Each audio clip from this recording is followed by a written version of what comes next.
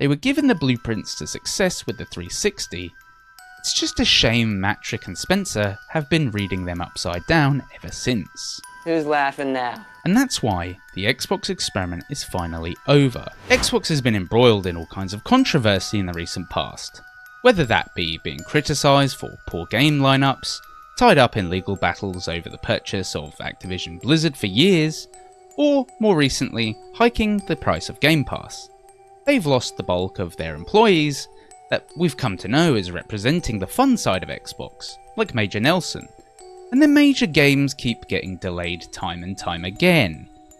Combine this with poor sales versus the PS5, and it all seems to be coming crashing down for Team Green over in Seattle. In this video, we're going to rewind all the way back to the original Xbox, which began the Xbox experiment, and connect the dots to see how the strategy behind each console has culminated in the failure of that experiment today, even though it could have all been so different. The Xbox experiment is over, and this is why.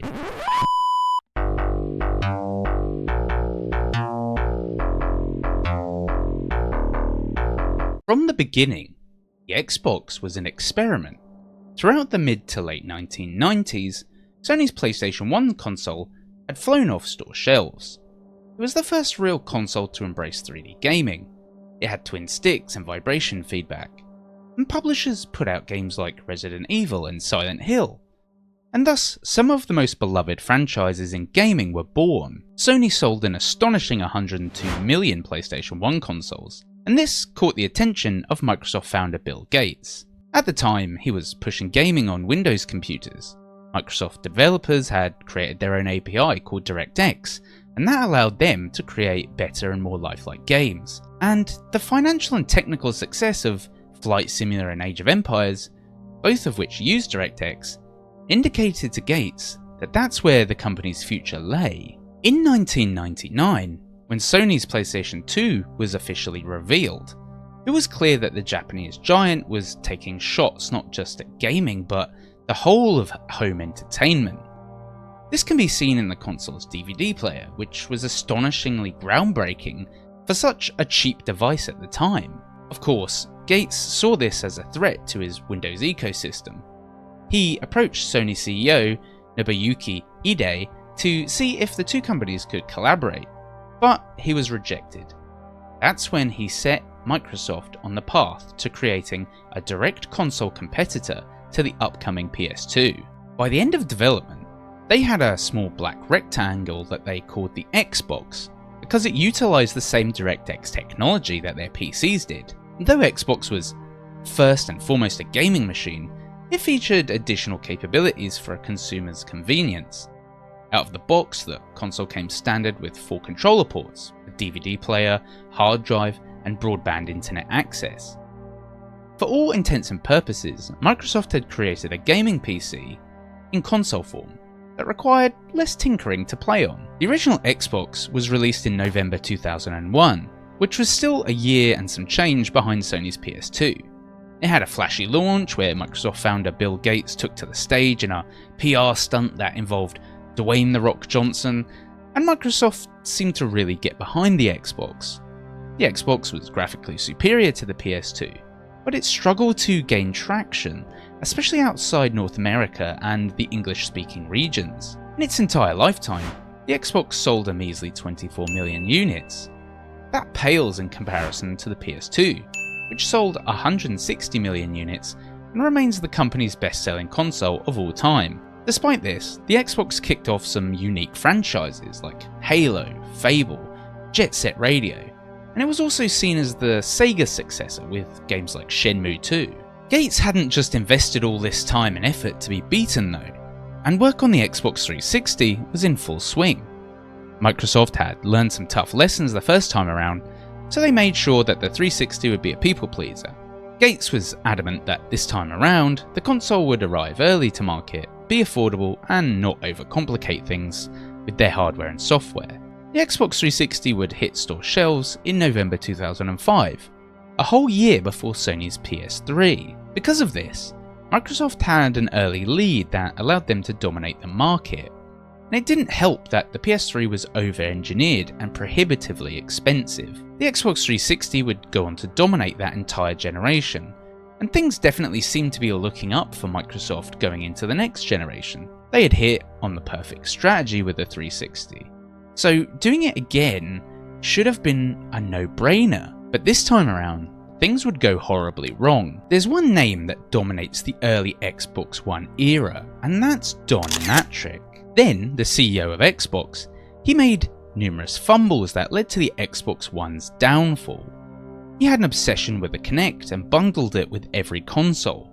This caused the price of the Xbox One to be much higher than the PS4 at launch, even though it was actually less powerful than Sony's offering. Mattrick also didn't want to allow gamers to play used games, and he spent an awful lot of the console's reveal marketing sports and TV instead of gaming. Needless to say, he was quickly fired and replaced with Phil Spencer, who then stopped bundling the Kinect with the console and tried to right the wrongs of Mattrick.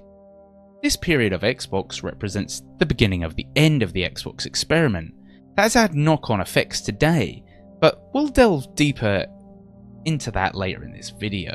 Sony's response was to use Microsoft's strategy from the previous generation and undercut the competition with clear branding and low prices. It worked, and over their lifetimes, the PS4 sold 117 million units, compared to the Xbox One's 57 million. Microsoft released Game Pass in this generation to try to beat Sony on value. Top Xbox management like Spencer and Major Nelson got behind the subscription service, and it became a core staple of the Xbox experience. While Game Pass was a success, it wasn't enough to sell more consoles and claw themselves back from the awful start the Xbox One generation had. This brings us to the current generation of consoles, the Xbox Series X and S. Even though it's been almost half a decade since these consoles landed, the Series X and S have not gained as much ground against Sony as Microsoft had hoped. Forecasts show that Xbox hardware sales have dropped 12.7% year on year, despite still being in what industry analysts call the growth phase. In fact, all signs show that the 8-year-old Nintendo Switch continues to outsell Xbox consoles by double, and it doesn't stop there. There's no denying that Xbox hardware sales are in the toilet. Statistics show the Xbox Series X and S combined have only just outsold the original Xbox, and they're still half that of the Xbox One, which itself sold almost 25 million less than the 360. In contrast, the PS5 has sold 61 million units to date, which is almost 3 times as much as the Xbox Series X and S. Yet Sony asks you to pay $70 for exclusives and offers a worse subscription service in PlayStation Plus compared to Game Pass. We have to ask ourselves, why is that? The reason, I think, is because gamers at their core just want good games, and to feel like they're part of a community. Microsoft has eroded all of that community by basing their strategy around an amorphous Game Pass service. How can you phone up your friend and say, you need to check out this new console exclusive, if they aren't making any? Microsoft is killing their own marketing. It doesn't matter if your service is, or was in Game Pass's case, a good deal. It matters if there's anything we actually want to play on it. Spencer has, however, always made clear that Game Pass is the real moneymaker, and that console sales don't really matter to the company. An IGN report about the changing nature of exclusivity hits the nail on the head when they talk about how Xbox has redrawn the games industry landscape, which traditionally consisted of walled gardens where companies like Sony and Microsoft would keep their audience tied to their platform with exclusives. Since the 360, Xbox has deliberately worked towards tearing down those walls to make a device-agnostic, cross-platform landscape. On the surface of it, that might sound like a great idea, but in reality, it's led to the erosion of the Xbox community and what it means to be an Xbox gamer. While this issue might have started around ideas of community and Xbox exclusives, Microsoft has made numerous strategic mistakes in recent years that are now contributing to the downfall of Game Pass itself. A Forbes report by Paul Tassi states that Game Pass's growth has slowed to a near standstill because Microsoft has run out of wells to dig up new subscribers. Tassi points out that all signs indicate that every gamer who wants Game Pass, namely Xbox and PC players, has already subscribed to the service. There isn't going to be some magic formula that suddenly gets your grandma. whose last game was Wii Sports, to want to play a catalogue of games? This is now further compounded with the price hikes of Game Pass. We knew in our heart of hearts that the cost of Microsoft hoovering up all of these studios, especially Activision Blizzard, would inevitably be passed on to us, the consumers. The new base tier of the service, called Game Pass Standard, doesn't include day one games or cloud gaming, while the Game Pass Ultimate subscription price has increased to $19.99 a month.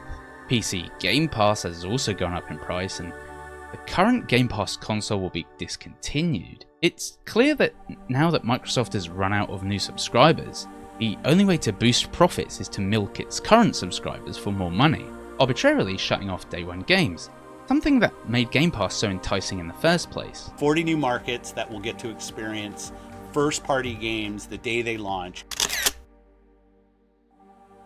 They're dividing what's left of the community, pricing us out of day one games when inflation is rampant, and people's finances are taking a hit everywhere across the globe. And that doesn't seem very inclusive, does it? To add insult to injury, despite fighting years of legal battles to buy industry titans like Bethesda and Activision, we haven't really seen much benefit at the player level, and it only seems to be getting worse, not better. For example, Game Pass usually announces around 6 to 8 games coming to the service every few weeks, but the first half of August saw just 3 new additions. So even though they've just hoovered up all these companies, they have very little to show for it. Where are the games? The fun games? The original games? Where's my World of Warcraft subscription that should be included with Game Pass? There's no denying Xbox shifting focus from its hardware and exclusives to Game Pass seems to have been born out of necessity. Xbox have been far behind in the so-called console wars since the heyday of the 360. In doubling down on their post-360 losses, they've gone generic. Xbox isn't really a community anymore. It's an app like Netflix. No longer are there hordes of ravenous Xbox fans at midnight launches of Halo. There's just a Game Pass subscription. Directionless, Xbox has been coasting since their hit with the 360. First, Don Mattrick came along and destroyed our faith in the brand by moving further away from gaming. But even after the poor launch of the Xbox One, gamers still bought in through blind faith, which is why there was only a 25 million sales drop from the 360. Despite Spencer initially seeming like a great guy to turn the ship around, his focus on Game Pass slowly started to eat away at Xbox's core audience, who had remained loyal. I have another video about how Phil Spencer let us down and ruined Xbox if you want more detail, but it's safe to say that his reign has only ended up adding fuel to the fire due to a lack of exclusives and excitement for the brand. In the end, Xbox was always an experiment. The original was an attempt to give us a PC in a box.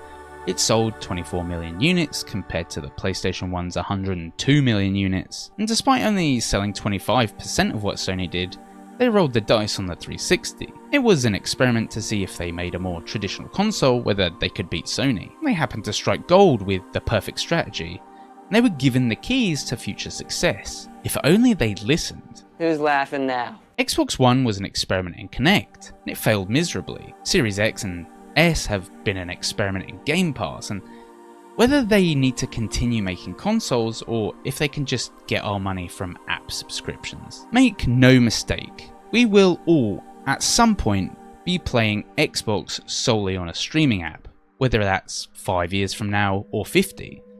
We will probably play PlayStation that way too, but they're smart enough to understand what we want now and not keep banging the drum we don't want to hear. It's a sad state of affairs for Xbox fans now that the meaning of what it means to be an Xbox fan is gone. What started as a literal box with DirectX has now become a place for generic gaming, no different from GeForce Now or Amazon Luna. The big black rectangular box in my living room doesn't really say anything.